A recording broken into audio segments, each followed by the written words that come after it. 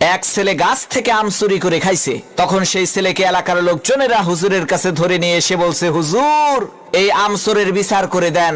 হুজুর তার কিতাব বের করে সমস্ত লোকের সামনে কিতাব খুলে পড়তে আরম্ভ করলো।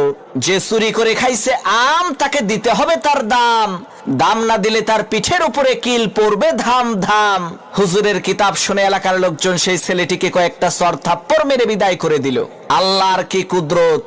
কয়েকদিন পর সেই হুজুরের নিজের ছেলে ডাব চুরি করে খাইছে। তখন এলাকার লোকজন হুজুরের কাছে এসে বলছে, হুজুর মানুষের ছেলে আম চুরি করে খাইছে দেখে বিচার করলেন, এখন আপনার ছেলে তো ডাব চুরি করে খাইছে, বিচার করেন তো দেখি।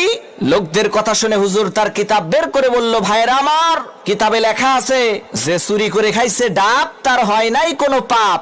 তখন এলাকার লোকজন বলল, হুজুর বুঝলাম ডাব খাইলে পাপ নাই, কিন্তু আপনার ছেলে তো একেবারে পাকা জোনা খাইছে।